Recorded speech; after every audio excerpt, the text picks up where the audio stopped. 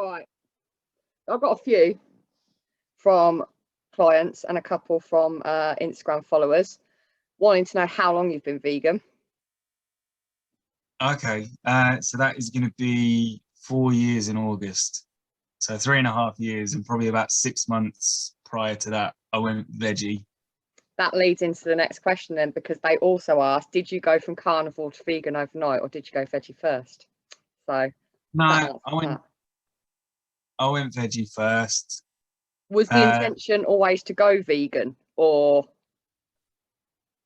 was it? No. No, I mean, I have a sad hobby where I like to watch professional wrestling, and I enjoy it. But I started to notice that there were a couple of wrestlers that I kind of really looked up to, and really liked what they do in the ring and stuff, and how they look, and they're vegan, and sort of proudly so. So I kind of thought that they were the first people.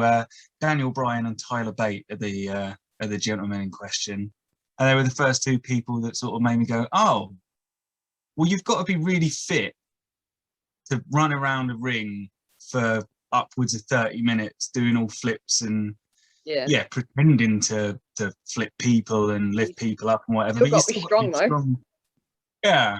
So they were the first couple of people that made me think, well, it must be possible then. And so I thought I'd give it a go. Yeah. Yeah, there's some hippie reasons as well. Like I always stay away. I've never watched an actual proper hardcore documentary because I've got no interest in it, because at this point in time I don't need to see it, because it doesn't really interest me. Yeah. But there was a comedy documentary. Do you remember Simon Amstel? Yes.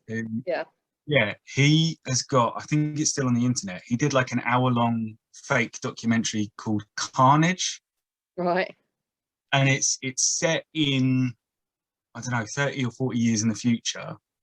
And the documentary is the people in the future looking back on today and kind of how weird it is that, I'm going to start sounding like a hippie, kind of how, not necessarily how weird it is that people are eating meat, but how people are disguising the meat that they're eating to look like different things, like sausages and burgers and things like that, which is kind of weird when you think about it. Yeah. But yeah, it was kind of seeing that, and then the wrestling thing, and then we got a dog, and I was just like, nah, let's give it a go.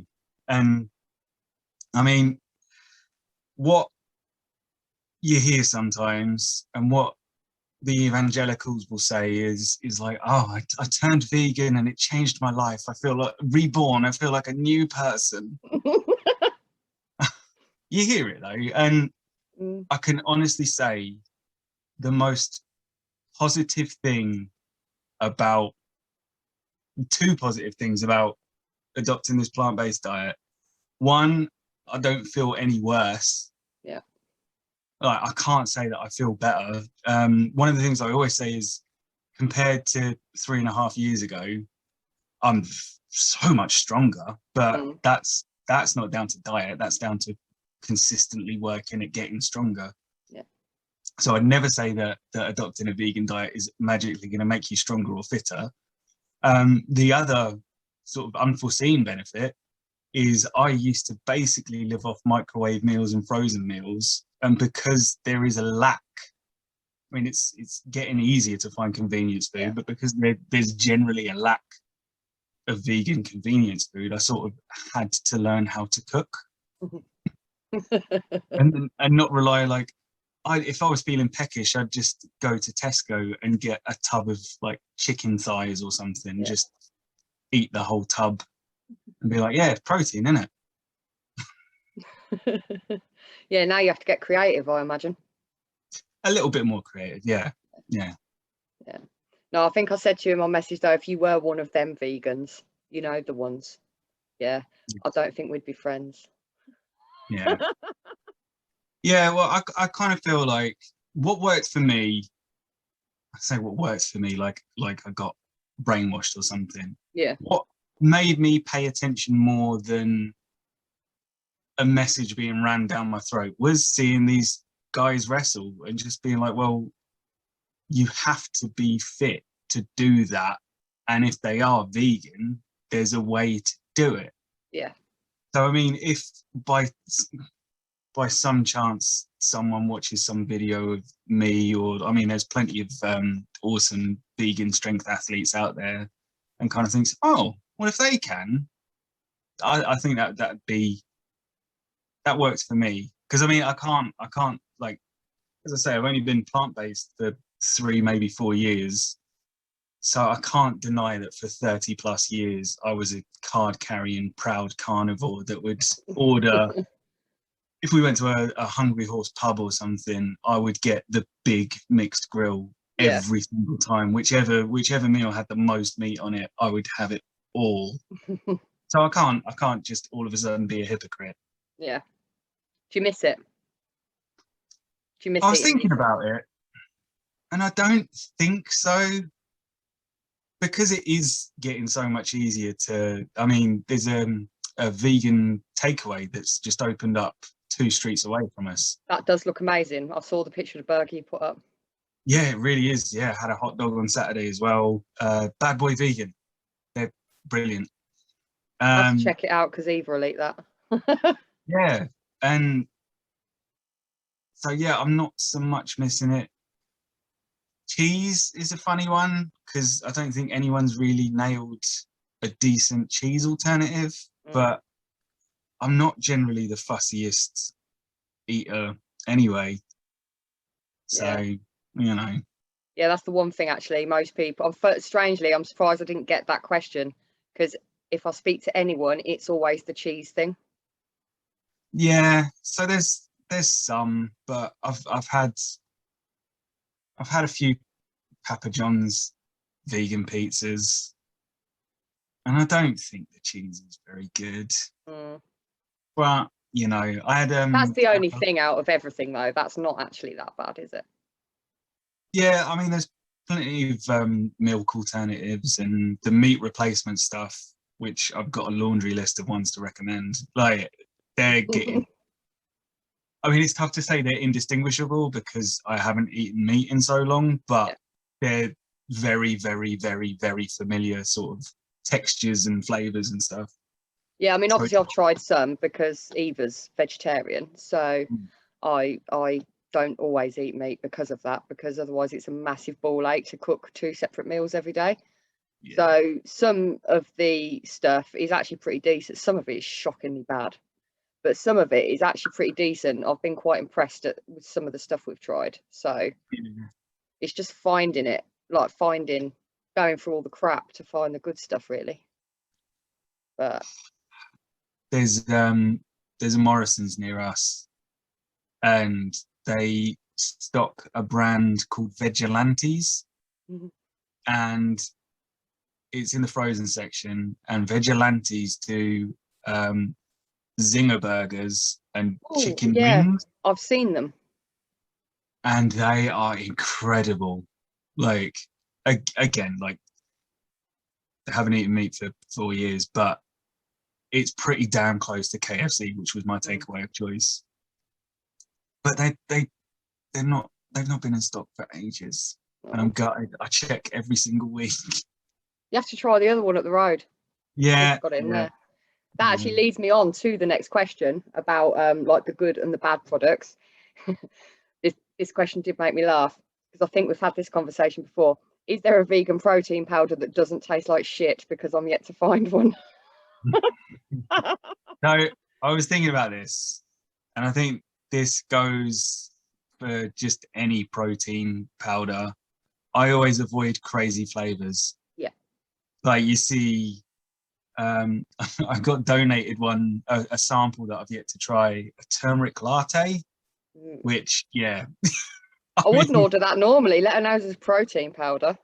No, and I've tried like strawberries and cream, and but for ages I very much saw protein shakes as just functional more than anything. Yeah. So for years I suffered with unflavored because it was generally a couple of quid cheaper. Yeah. And I just thought, oh, if it's just a scoop and I just knock it back and then just have something that tastes nice afterwards. Yeah. But at the minute, I'm on my vegan, just chocolate smooth. My vegan protein blend, and that's all right.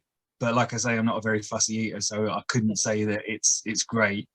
There's the clear protein, which is all the rage at the minute. Oh yeah, they do the vegan version of that now, don't they? I mean, that's fantastic. Like, it just tastes like juice. Yeah.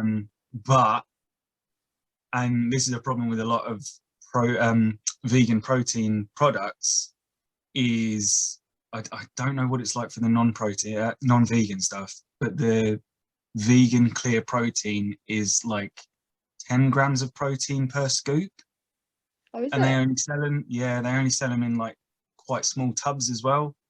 No, the My Protein clear whey is 20 grams per scoop.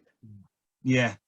Right. So that's something to really look out for. Is back when I was having the whey protein powder, it was quite easy to get hold of like 5 kilogram bags and massive tubs, and Yeah. they just don't exist for the vegan protein. So I tend to stick with My Protein / My Vegan. Yeah.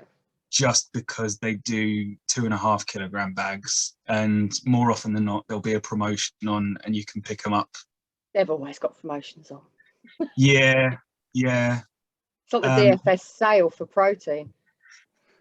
Yeah, that's another thing as well, is I didn't realize until fairly recently that My Protein and My Vegan operate completely independently of each other.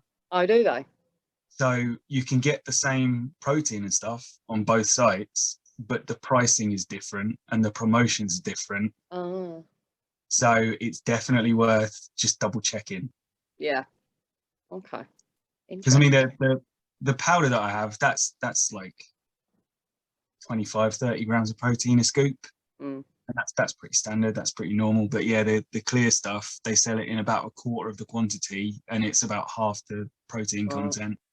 That's quite interesting to know. Yeah. And I think that goes for a lot of protein, I guess, because they're products that don't necessarily shift as quickly. Yeah. But yeah, vegans can sometimes get stiffed on quantities and price and that. But one that is the one that I come across mainly is, did you struggle to find foods that were high in protein when you first became vegan? Because I think that's what most people, especially my clients, are struggling with right now. Yeah, so when you look at vegan diets and stuff and vegan sources of protein, they always list like peas and broccoli and all sorts of beans and stuff, which is great, and peanut butter, which have tremendous amounts of protein in the right quantities. But like 100 grams of peanut butter has an equivalent amount of protein to, I don't know, 100 grams of chicken or something like that. I don't know.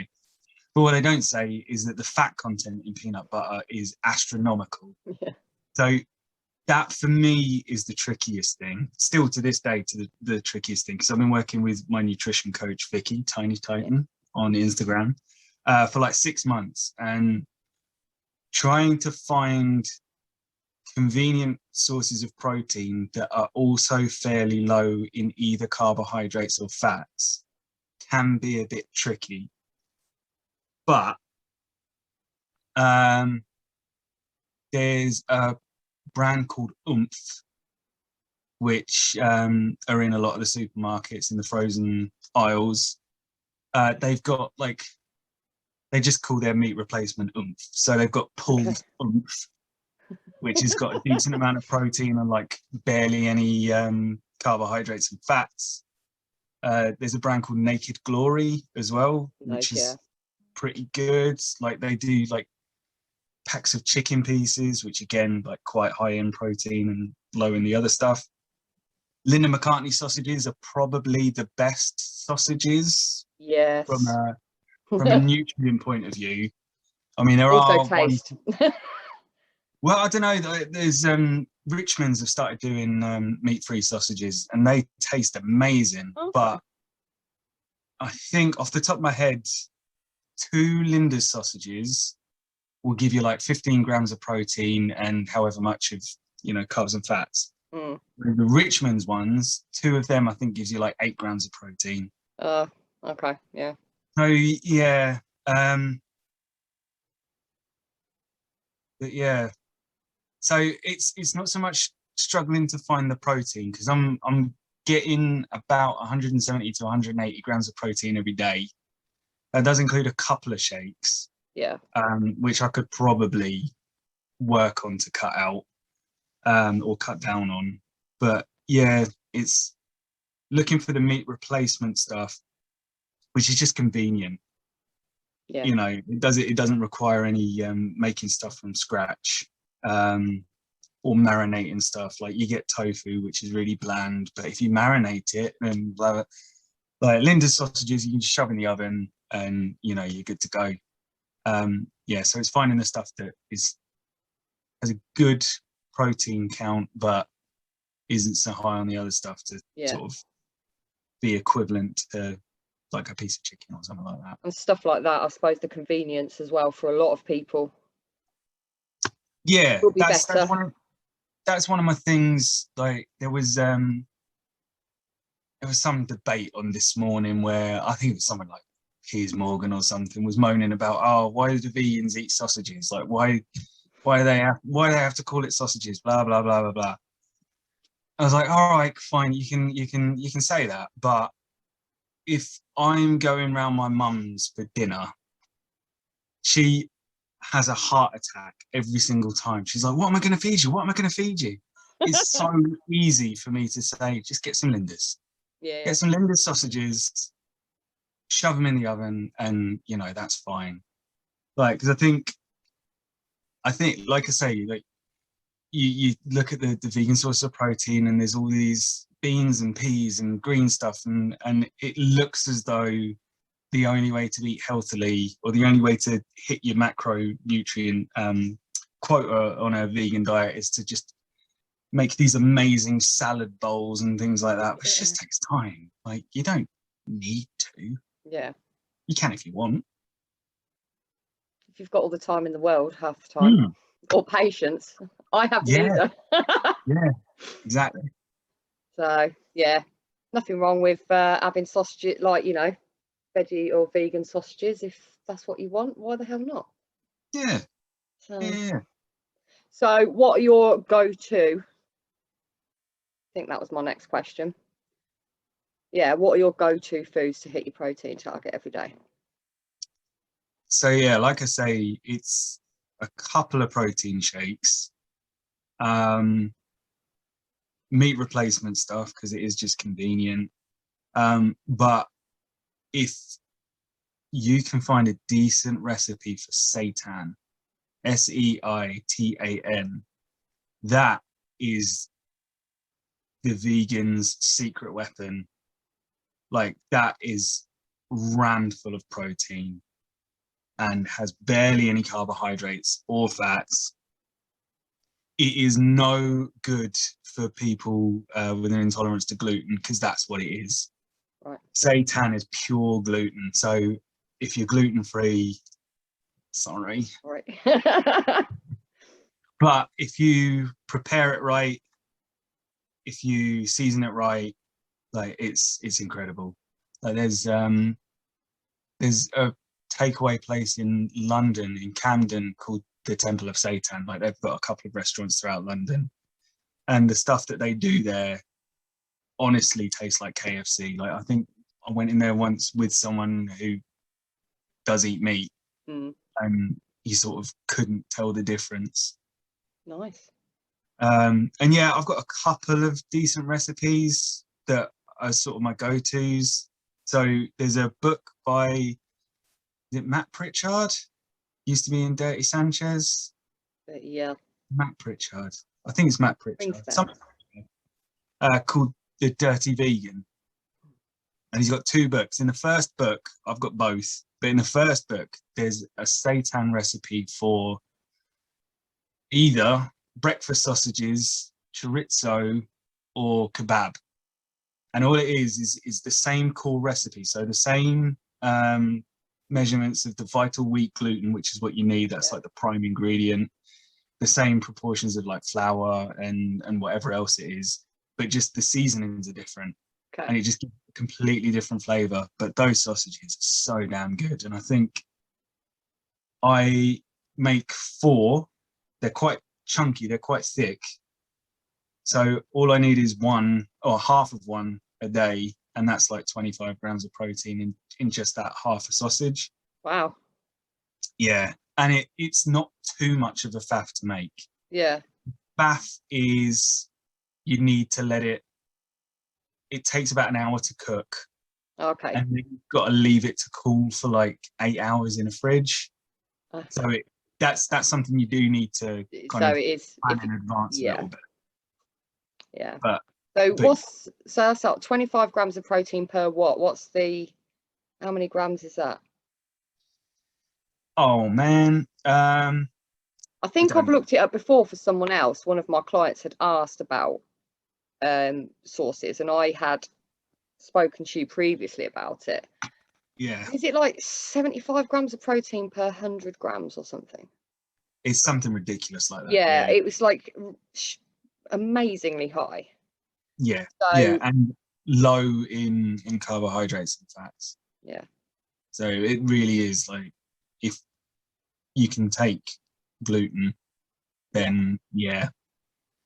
I think you can buy seitan sort of pre-prepared. Like I found it in Morrison's once or twice, but you can get a bag of like 3 kilograms of the gluten, and you only need about 250 a time. Okay. And so yeah, that will see you right for a decent amount of time. So that would be the one thing you'd say then, if you're struggling to hit protein, that would be the one. Yeah, definitely. I mean, you've got stuff like tempeh and tofu as well, but tofu is quite high in fats. Yeah. I can't remember tempeh off the top of my head because I see that quite rarely. But yeah, nice. Seitan's good. Yeah, I've heard you speak about it on a few occasions before. So you had a question, I believe, about proteins. Yes. So I had a couple of people asking about complete proteins on a vegan diet, because one of the big criticisms that comes up a lot is where do vegans get their protein, and the protein that vegans get is incomplete. Now, I'm probably going to butcher this because I'm not looking at any of the actual information, but I think it stems from the fact that plant sources of protein, and when I say plant sources, I mean stuff like peas and rice and broccoli and things like that, they are deficient in certain amino acids, whereas a piece of chicken will have all 22 amino acids and all 9 essential amino acids. I think it's 22. And it's the essential amino acids that can't be synthesized by the body. So they're really important in terms of building strength, muscle, things like that. And it's these essential amino acids, these 9, that can be deficient in some forms of plant protein. So what the advice is to pair up foods that complement each other. So I think quite a common one is rice and peas. Yeah. I'm not going to tell you which amino acids is deficient in peas, but if you have rice and peas in a meal, that will give you essentially a complete source of protein. Okay.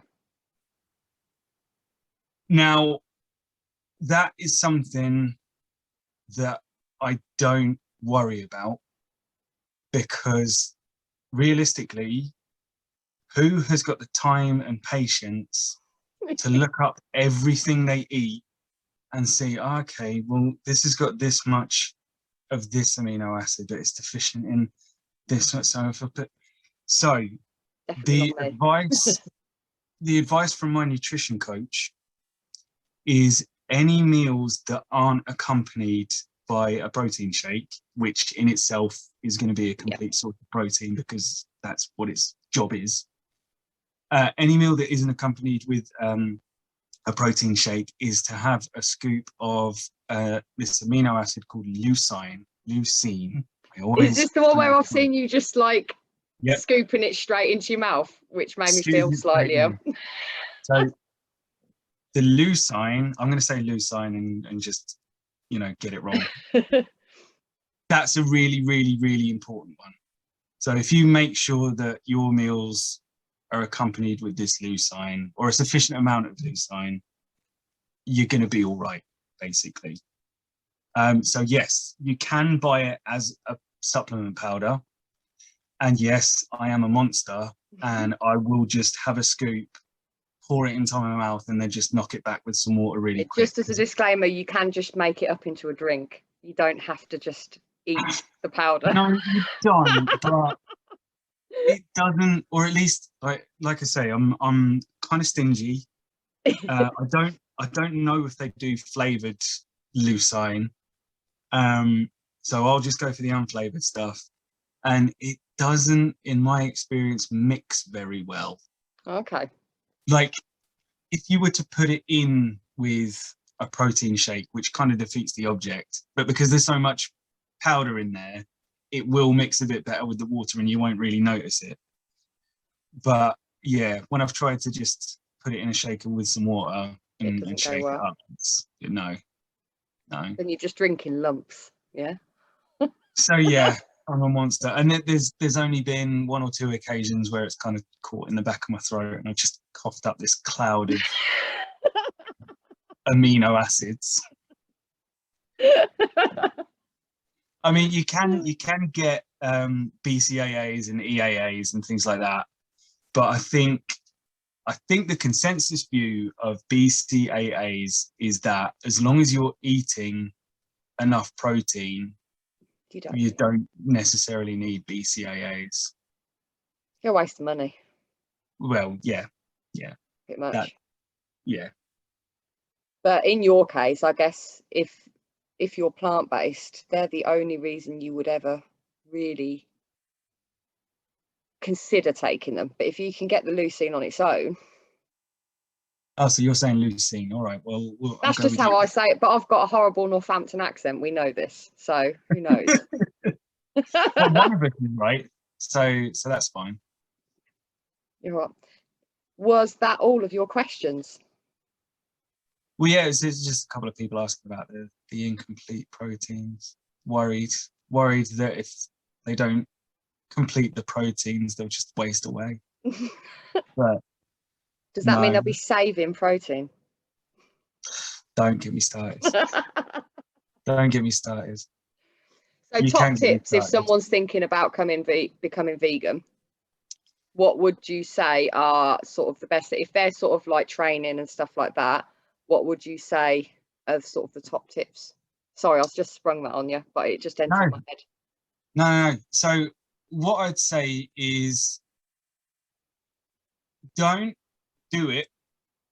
Don't adopt the diet if your only reason is because you think you're going to get fitter or stronger, because it is so much easier to become big and strong and whatever else on an omnivorous diet. So if that's your only motivation for doing it, you should probably rethink or reconsider. Don't be too hard on yourself, because there is no all-seeing vegan society that if you slip up. Like, no one knows. No one needs to know. Yeah. Like, I had a friend once who I think must have seen me as some sort of vegan elder.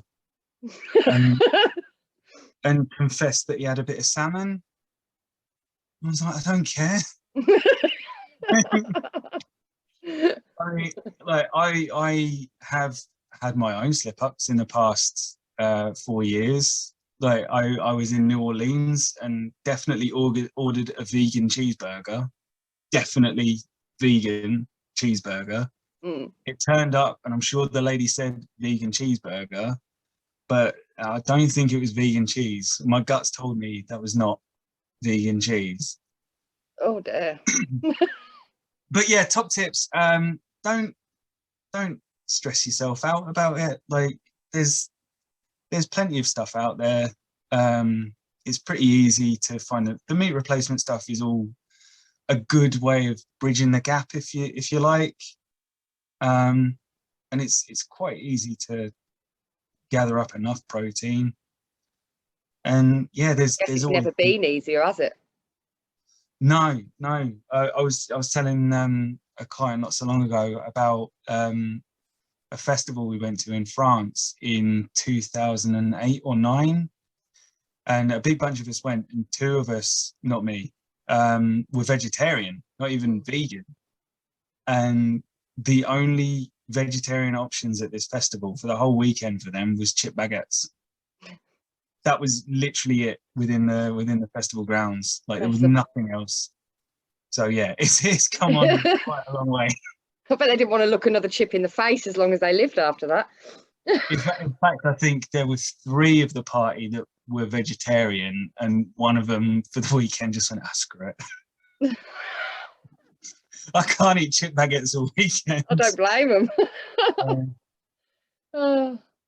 But yeah, I think it's easier now than it's ever been to probably find it. It's just knowing where to look, I suppose. Yeah, and if you're training, just make sure you're training smart. You know, you're following a decent program. You're training towards your goals, and yeah, the rest will sort of follow. I mean, like I say, there was a video that came up the other day. I think it was yesterday, from 3 years ago. So I would have been veggie. I don't know. Who knows? But it was me deadlifting 150 kilograms, and it took me about 10 seconds to lock it out. Yeah. It was insane. And yeah, that's not that I'm bragging. But, You can brag. Just have a second to, and now you're deadlifting. Enough. Well, no, not enough. It's never enough, is it? It's never enough. We know that it's never enough. But yeah, and that's a result of smart programming more than smart diet. Because I mean, truth be told, my diet's probably only really been very smart for the past 6 months. Like I was just kind of winging it. Like I was prioritizing my protein, but not really paying attention to anything else. Yeah. So yeah, just ask questions and don't be too harsh on yourself. Nice. Thank you. Hopefully Pleasure. that will be a big help for everyone. And next week, no,